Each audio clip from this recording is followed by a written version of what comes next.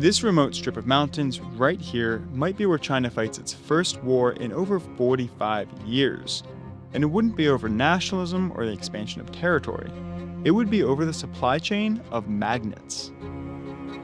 Welcome to Buried Origins. Today we'll discuss how a remote area of Myanmar is so important to China's rare earth metal supply that it might fight a war there to protect it.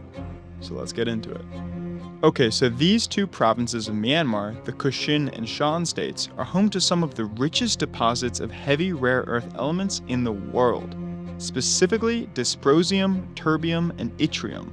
Heavy rare earth elements like these are a subset of rare earth metals, which are used in a range of advanced electronics from smartphones to electric vehicles. But heavy rare earth elements like those coming from Myanmar are able to tolerate extreme levels of heat and are therefore great for highly specialized magnets.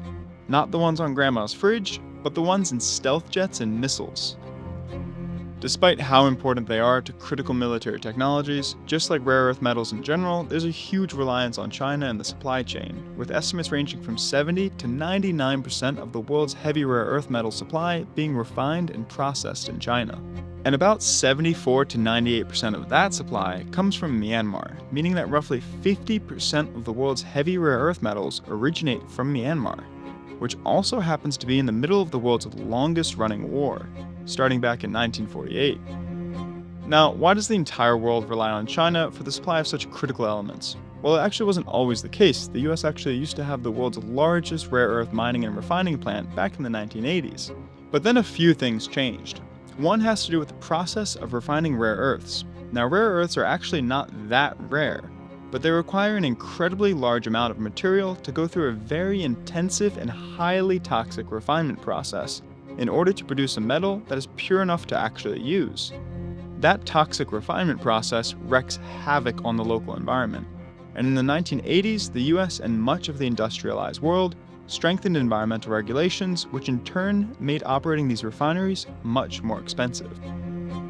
Then in the 1990s and 2000s, China ramped up its production and refinement of rare earths, things that it simply did cheaper than the rest of the world because of its industrial policy and because of its lack of environmental regulations.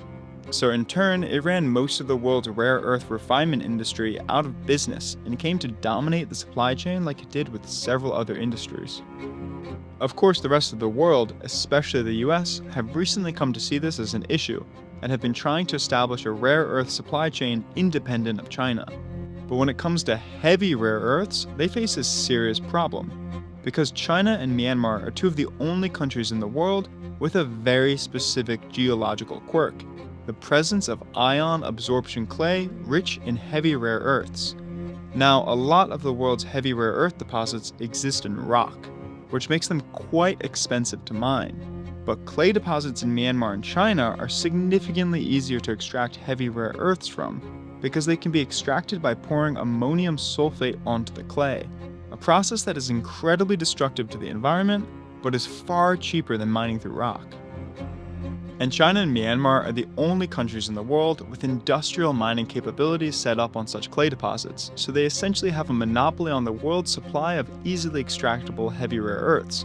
And in the 2010s, China actually started to deplete its own reserves of heavy rare earths, and so it turned to its neighbor Myanmar, whose civil war and total lack of environmental regulations made it easy to exploit. Now, the civil war in Myanmar is incredibly complex, but let's oversimplify it by saying that there's a central government fighting dozens of different ethnic militia groups that are all trying to establish their own independent states. Two of those states, the Kachin and Shan, right on the border with China, account for half of the world's supply of heavy rare earths, due to the prevalence of industrial-scale mines on those clay deposits I mentioned. On top of that, there have been a lot of developments in the war over the past few years, with one of them being that rebel groups in Kachin recently took control of most of the large heavy rare earth mines from the government. For now, Beijing is playing all sides in the war. It sells weapons to Myanmar's government while maintaining ties and buying heavy rare earths from the rebel groups, providing them with a valuable source of income. But recent fighting between government and rebel forces over one critical town in Kachin called Bamo has severely interrupted the supply of rare earths, with their flow from Myanmar to China dropping by half in the first 5 months of 2025, compared to the same period in 2024. That's because Bamo is the main logistical hub for rare earth exports to China, and so the rebel siege of the city is a terrible thing for the supply chain. It's actually so bad that Beijing gave an ultimatum to the main rebel group, the Kushan Independence Army, or KIA. Either abandon the siege, or Beijing would stop importing all rare earth minerals from KIA-controlled territory, depriving them of a major source of revenue. It seems like a serious threat, but some sources say that the KIA is confident it can seize Bamo and that China will not follow through on the threat given its need for those minerals. And this is where we finally get into the possibility of a Chinese military intervention into Myanmar. In the event of Bamo's capture by the KIA, the heavy rare earth metal trade with China might just go back to normal. Or the KIA could use its newfound leverage via its dominance in the supply chain to demand that Beijing end its military support of Myanmar's government. That would create a dilemma for Beijing, which seriously disapproves of separatist movements and would be loathsome to set a precedent that any rebel group successful enough on the battlefield gets concessions from it. So that specific scenario could push China to take military action. And given the world's heavy reliance on this obscure region that rarely sees news coverage, it's unlikely that China would face much international outcry from intervening there militarily. China might even be able to intervene without being noticed at all by using clandestine forces, perhaps even choosing to do so to prevent Bamo from falling to the KIA in the first place. There's really no way to tell how things will play out, but what we do know is that the supply of heavy rare earths from Myanmar is critically important for both the world and China, and that supply is threatened by recent fighting in Kushin and Shan, both right on the border with the world's largest military. So it's rather easy to imagine a scenario where Beijing calculates that military intervention is the best option.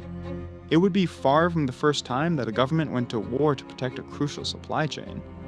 Of course, Beijing could look elsewhere for heavy rare earth minerals, but no other country currently has an industrial capacity to produce them, although Brazil, Malaysia, and Laos may bring such capacity online in the coming years.